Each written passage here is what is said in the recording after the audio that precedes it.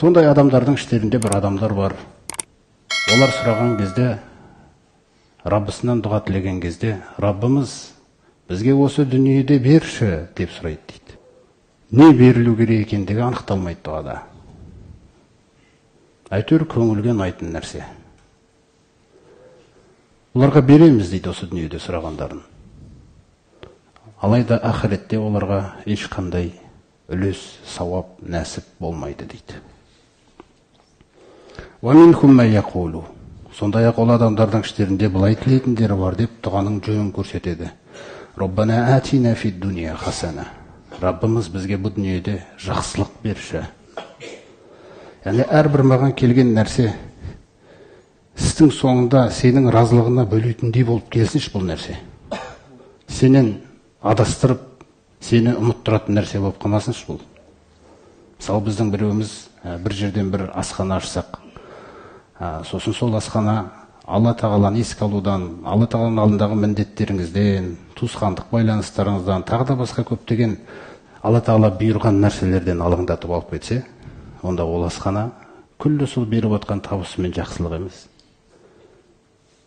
Көрдіңіз ғой. Сондықтан адам өзіне бір мансап ұсынып жатса да, ол сынақ келген. Адасып кетпей үшін бұны қалай игерем мен?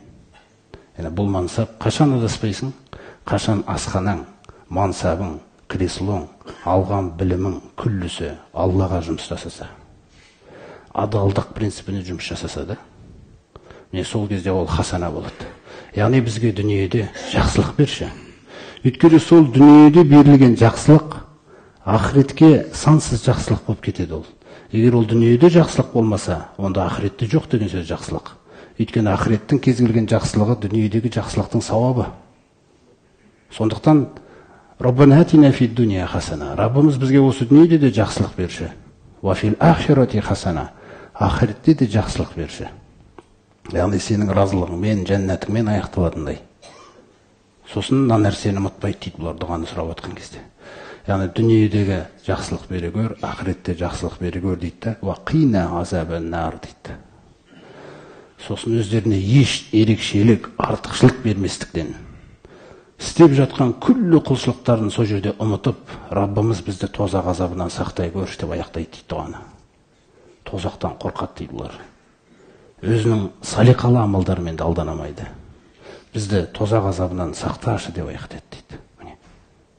Улаика лахум насибу мимма касабу. Міне бұларға ақыретте осындай кәсіптерінің сауаптары беріледі.